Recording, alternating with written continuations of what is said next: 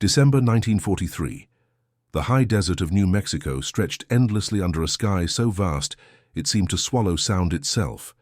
Behind the wire fences of Camp Lordsburg, several thousand German prisoners of war watched the horizon with the peculiar mixture of boredom and homesickness that defined their captivity.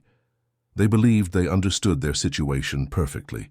They were defeated soldiers, waiting out a conflict in a remote corner of a nation that seemed impossibly wealthy, impossibly wasteful, and impossibly far from the ruins of Europe. What none of them could have imagined was that less than 200 kilometers north, their captors were assembling something that would render every assumption about warfare, about physics, about the very nature of human capability, completely obsolete. Before we dive into this story, make sure to subscribe to the channel and tell me in the comments where you're watching from. It really helps support the channel. This is the story of how German prisoners of war in the American Southwest became unwitting witnesses to the birth of the atomic age, and how their journey from certainty to bewilderment mirrored the transformation of warfare itself. Obergefreiter Klaus Brenner had been captured in Tunisia in May 1943. Before the sand and the surrender, he had served with the Afrika Korps, and before that he had been a physics student at the University of Munich. Now he found himself assigned to a work detail that transported produce from local farms to various military installations scattered across the New Mexico territory. The work was monotonous, but not particularly difficult. What struck Brenner most forcefully was not the labor itself, but the sheer abundance of everything American. The trucks they rode in were new, their engines purring with a mechanical confidence that would have been impossible to maintain in the resource-starved European theater. The roads, even in this remote desert region, were paved and well-maintained. The guards ate food from tin cans that were simply thrown away after a single use, a waste that made several of the German prisoners actually wince. Brenner kept a journal, writing in tiny script to conserve his limited paper supply, documenting the strange contradictions of his captivity. On a clear morning in January 1944, Brenner's work detail was rerouted. Instead of their usual destination, the trucks turned north onto a road that seemed to lead into absolute emptiness. The landscape grew even more desolate, if such a thing were possible. Mesas rose like ancient monuments against the endless sky. The air was thin and cold, carrying a clarity that made distances deceptive. The red and orange rock formations created shadows that shifted with the sun's movement, painting the desert in constantly changing patterns of light and darkness. After several hours of driving, they approached what appeared to be a checkpoint unlike any Brenner had seen before. The security was intense, multiple layers of fencing, guard towers positioned at intervals that suggested serious military concern. Signs in English that Brenner could partially translate warned of restricted areas and severe consequences for unauthorized entry. The trucks were thoroughly inspected before being allowed to proceed to a loading area where they would pick up their cargo. While waiting, Brenner observed something that struck him as deeply unusual. In the distance, perhaps 5 kilometers away, he could see what appeared to be a significant construction project. Buildings were rising from the desert floor, but not ordinary buildings. These structures had a temporary quality, yes, but also a purposefulness that spoke of serious scientific or industrial work. Large trucks moved constantly between structures, personnel in civilian clothes mixed with military officers. And most intriguingly, Brenner noticed several figures he recognized instantly as scientists by their bearing, their clothing, their whole demeanor. What could possibly require such secrecy in the middle of the New Mexico desert? Brenner whispered the question to Friedrich Weber, a former Luftwaffe mechanic who worked alongside him on the detail. Weber shrugged. Probably just another American excess, he suggested. Maybe they are building a resort for their generals. You know how wasteful they are. But Brenner was not convinced. His physics training, though incomplete, had taught him to observe carefully and draw logical conclusions. This installation had all the characteristics of a serious research facility. The security was far too elaborate for a simple military base. The presence of civilians alongside military personnel suggested scientific work rather than standard operations. And the sheer scale of construction implied something extraordinary in both scope and importance. Over the following weeks, Brenner's detail made several more trips to facilities in the general vicinity. Each time, he observed more details. He noticed that supply trucks arrived with extraordinary frequency, carrying equipment he could not identify, but which had the appearance of precision instruments. He saw that communication lines were being installed with a density that suggested intensive information exchange. Most tellingly, he recognized from the architectural design of certain buildings that they were being constructed to house equipment that required unusual power supplies and cooling systems. One afternoon in March, while unloading vegetables at a depot relatively close to the main installation, Brenner witnessed something that crystallized his growing suspicion into near certainty. A truck passed by carrying what were unmistakably components of high-voltage electrical equipment. Behind it came another vehicle transporting what looked like lead shielding, and in the distance, partially visible through the heat shimmer of the desert afternoon, he glimpsed a structure that could only be designed to contain something that generated either intense heat or dangerous radiation. "They are doing physics research," Brenner said quietly to Weber that evening in the barracks. "Advanced physics, possibly involving radioactive materials." Weber looked at him with amusement. In the middle of nowhere. For what possible purpose? Brenner did not have an answer, but the question consumed him. He began documenting everything he observed with the meticulousness of a trained scientist. The frequency of supply deliveries, the types of vehicles he recognized, the patterns of personnel movement, the architectural features of buildings he glimpsed from a distance. He filled page after page of his journal with observations that, individually, meant little but collectively painted a picture of something unprecedented. Meanwhile, life in Camp Lordsburg followed its own peculiar rhythm. The prisoners were treated by the standards of wartime captivity remarkably well. They received adequate food, medical care when needed, and even recreational opportunities. American guards were generally professional, sometimes friendly, occasionally indifferent but rarely cruel. This treatment stood in sharp contrast to what most of the prisoners knew about conditions in European camps, both those operated by their own nation and those of the enemy. Feldwebel Ernst Hoffmann, who had been a journalist before the conflict, observed this contrast with a professional eye. He conducted informal interviews with fellow prisoners, collecting their impressions of American life as glimpsed through the strange lens of captivity. What emerged was a portrait of a nation that seemed to operate on principles fundamentally different from those that had shaped European warfare. "The Americans waste everything," one prisoner observed. "They throw away food we would be grateful to eat. They discard clothes that could be repaired. They treat resources as if supply were infinite." But beneath this apparent waste, Hoffmann detected something more significant. A productive capacity so vast that scarcity itself had become almost meaningless. The United States was not being wasteful by choice, but operating from a position of such overwhelming material abundance that conservation seemed almost pointless. This realization carried profound implications for the outcome of the conflict. Hoffmann began writing essays about what he called the American paradox, a nation that seemed simultaneously naive and sophisticated, wasteful and efficient, culturally unsophisticated, yet technologically advanced beyond European comprehension. These essays, carefully hidden in his personal effects, would later become an important document of German prisoner perspective on American society. By summer of 1944, the mysterious installation to the north had grown substantially. Brenner, still assigned to the same work detail, noticed that security had intensified even further. New checkpoints had been established at even greater distances from the core facilities. The number of personnel appeared to have increased dramatically, and most significantly, he began to see evidence of testing activities. On a July morning, while his truck waited at a checkpoint, Brenner heard a sound unlike anything in his previous experience.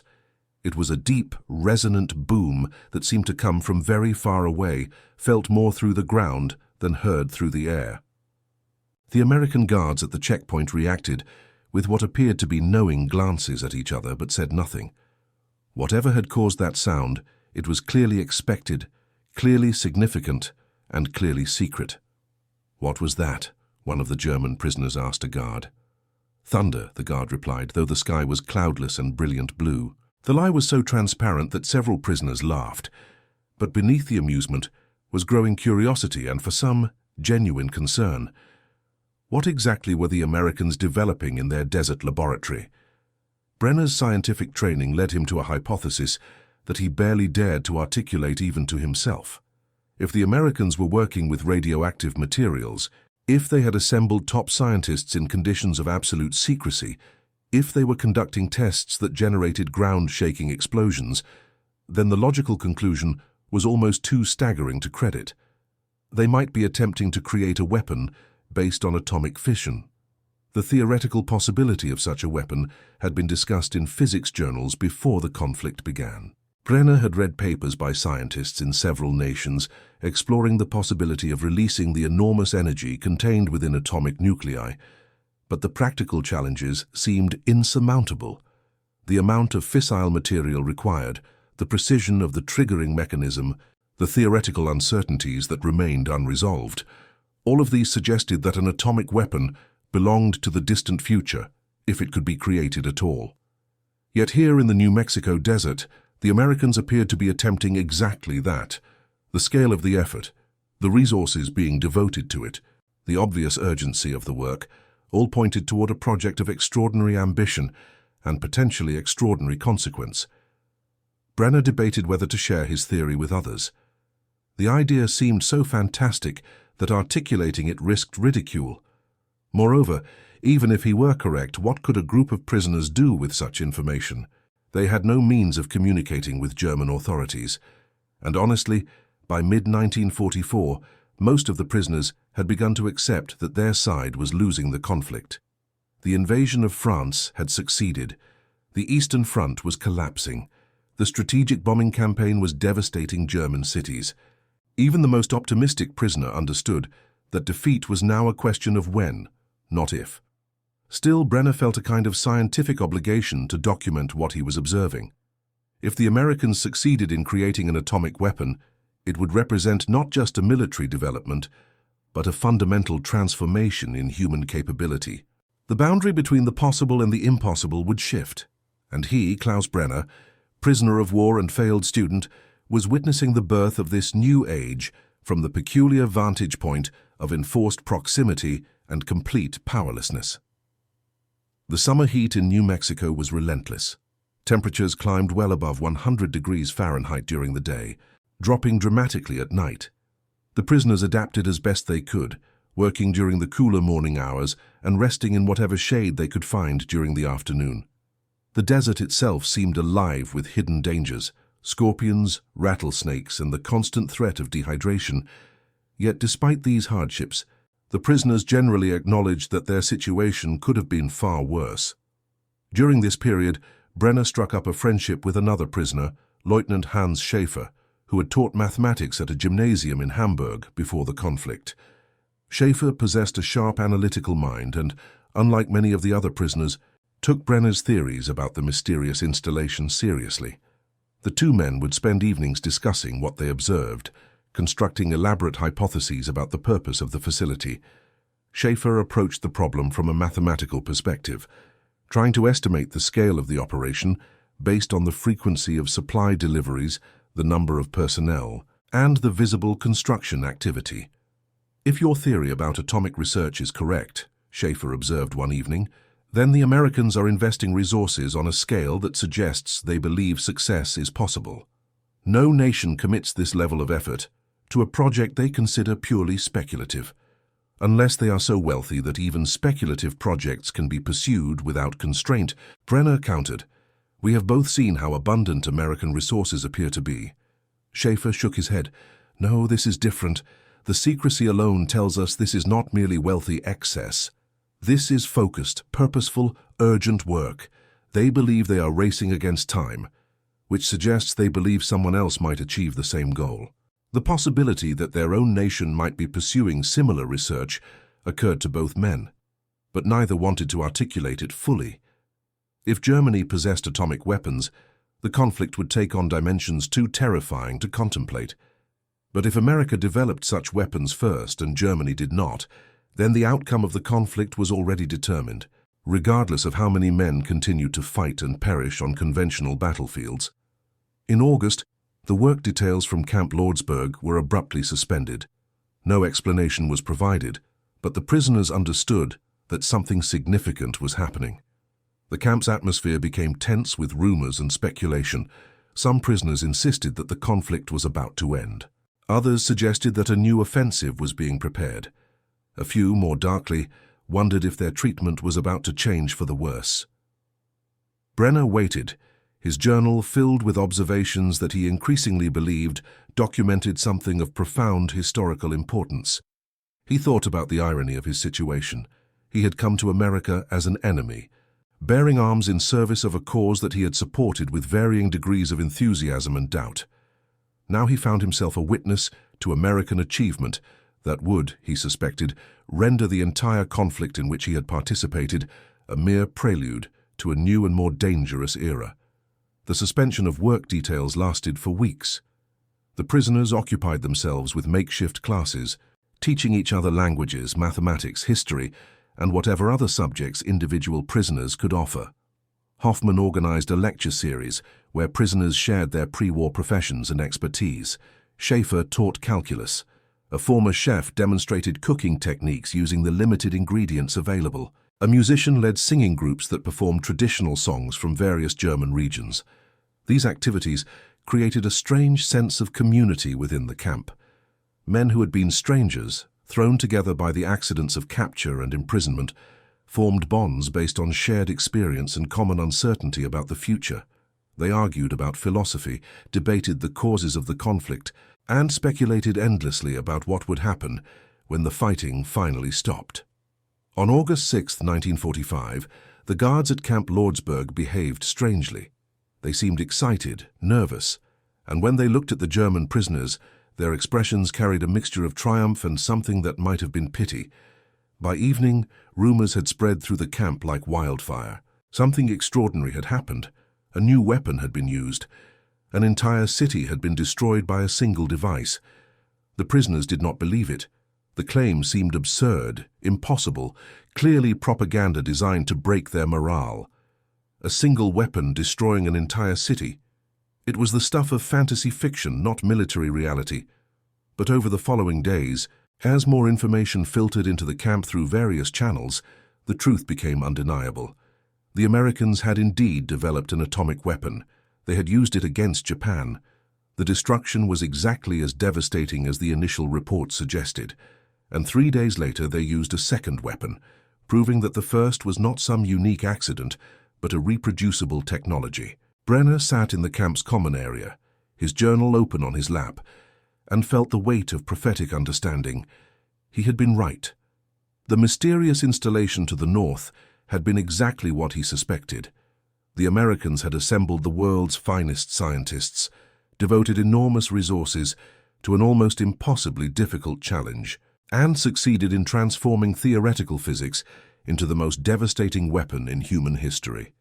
The other prisoners looked at him with a mixture of awe and resentment when he explained what he had observed and deduced. "How did you know?" Hoffman asked. "How could you possibly have guessed?" "I did not guess," Brenner replied quietly. "I observed and concluded. The signs were all there for anyone with the training to interpret them. The Americans did not hide what they were doing, so much as hide it in plain sight, in a location so remote that ordinary observation was impossible. We happened to be close enough to see, but too powerless to matter. The conflict ended within days of the second atomic weapon's use. The Japanese surrender was unconditional and immediate, and suddenly, the German prisoners in Camp Lordsburg found themselves relics of an already obsolete form of warfare. They had fought with rifles, tanks, and aircraft. The Americans had ended the conflict with physics. In the months that followed, as the prisoners awaited repatriation, details about the Manhattan Project, as the American atomic weapons program had been codenamed, began to emerge publicly. Brenner learned that the installation he had observed was called Los Alamos, and that it had indeed been the primary research facility for the atomic weapons development. The scientists he had glimpsed from a distance included some of the most brilliant minds in physics, recruited from universities across America and Europe, including refugees from German persecution who had turned their genius against their former homeland. The irony was not lost on Brenner. Germany had driven away many of its finest scientists due to ideology and persecution.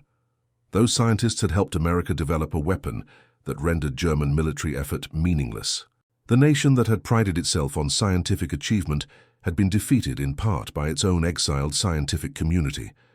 Weber, the former mechanic who had once dismissed Brenner's theories as fantasy, approached him one afternoon as they worked in the camp garden. "You were right," he said simply. "About all of it, I should have listened." Brenner shrugged.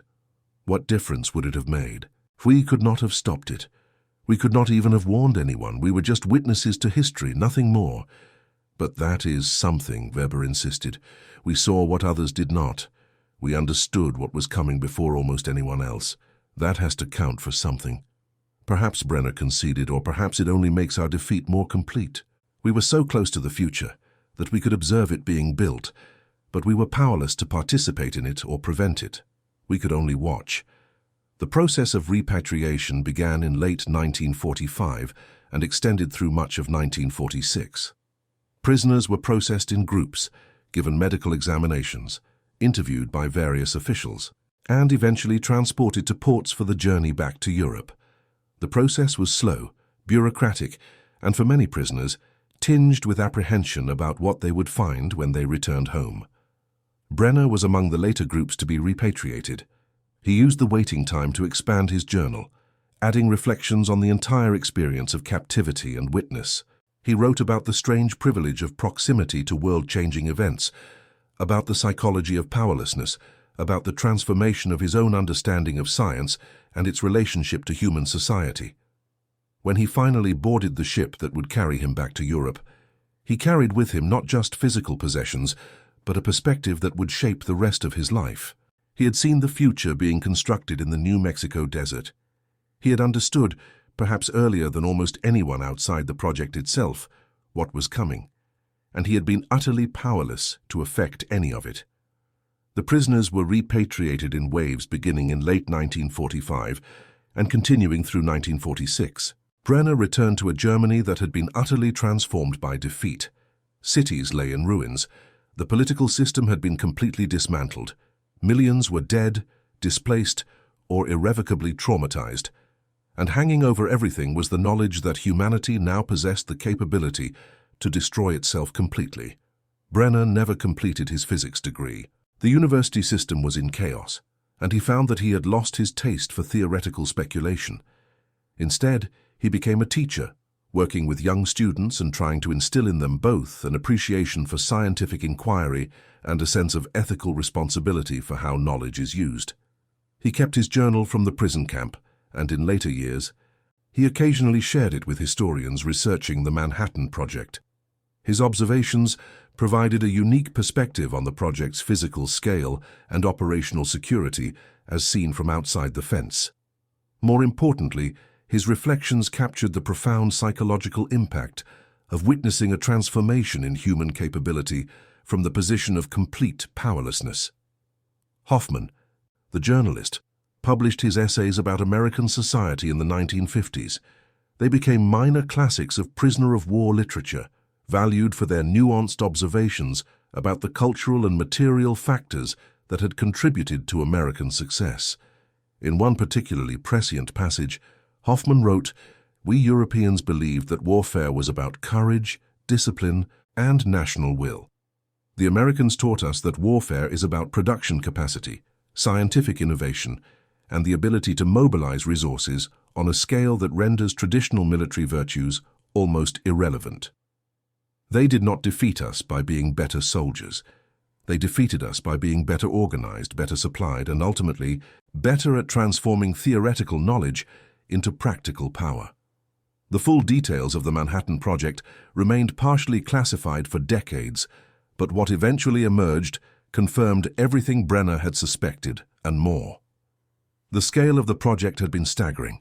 Facilities in multiple states, employment of over 130,000 people, expenditure of nearly $2 billion in 1940s currency, and coordination of industrial, scientific, and military resources on a level unprecedented in human history.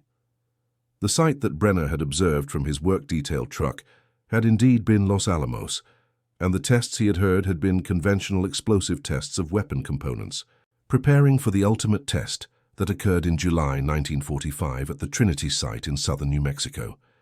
That test, witnessed by a select group of scientists and military officials, had proven that the theoretical physics was sound, that the engineering challenges could be overcome, that humanity had indeed learned to release the power of the atom. For Brenner, reflecting on his experience in old age, the most striking aspect was not the scientific achievement itself, but what it revealed about the society that produced it. America in the 1940s had possessed not only the material resources, but also the social flexibility, the intellectual openness, and the organizational capacity to accomplish something that seemed impossible. They had gathered scientists from multiple nations, including former enemies. They had created entirely new cities in remote locations. They had solved problems that had no precedent and no guarantee of solution, and they had done all of this while simultaneously fighting a global conflict on multiple fronts. This capacity for mobilization and innovation, Brenner concluded, was more significant than any individual weapon. The atomic device was terrifying, yes, but it was also a symptom of something larger, a society that could identify a goal, assemble the necessary resources, and pursue the objective with relentless focus until success was achieved. That capability would shape the entire post-war world, determining not just military outcomes, but economic, political, and cultural developments for generations to come. The German prisoners who had worked details near Los Alamos had witnessed this capability being born. They had seen the resources being assembled, the facilities being constructed, the tests being conducted, but they had lacked the context to fully understand what they were seeing, and they had possessed no means to affect the outcome. They were observers of their own obsolescence, witnesses to a future in which their training, their experience, their entire framework for understanding warfare had been rendered meaningless by scientific breakthrough.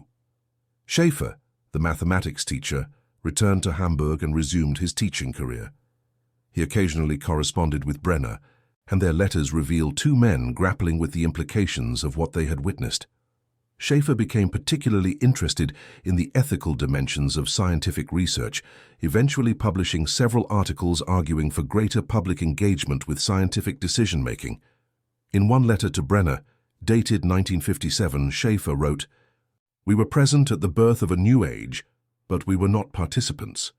We could see but not touch, understand but not influence. This is perhaps the essential condition of the modern citizen in relation to technological development. We are all witnesses to changes we barely comprehend and cannot control.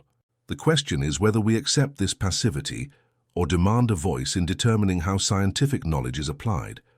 Brenner found this perspective compelling but ultimately pessimistic. He believed that public engagement with science required public understanding, and public understanding required education. This conviction drove his work as a teacher, where he emphasized not just the content of science, but its methods, its limitations, and its social implications. In his final years, Brenner was occasionally asked whether he felt resentment about his experience. He always answered the same way: resentment would be pointless. I was privileged to observe something of genuine historical significance. Most people live entire lives without witnessing a true turning point in human history. I saw one being constructed in the New Mexico desert while I was a prisoner of war. How could I resent that? I can only be grateful that I possessed the knowledge to understand what I was seeing, and humbled by the reminder that understanding is not the same as power. The story of the German prisoners who glimpsed the Manhattan Project from the outside remains a footnote in the vast literature about the atomic age.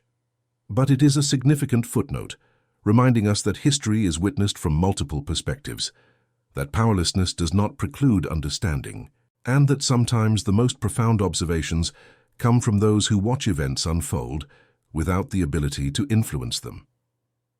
The installation at Los Alamos continued to operate for decades after the conflict ended, becoming a premier research facility for nuclear physics and weapons development. The prisoners who had worked near it returned to lives scattered across a divided Germany, carrying with them memories of dusty roads, endless desert vistas, and the growing realization that they were observing something that would change everything. And that concludes our story. If you made it this far, please share your thoughts in the comments. What part of this historical account surprised you most? Don't forget to subscribe for more untold stories from World War II, and check out the video on screen for another incredible tale from history. Until next time.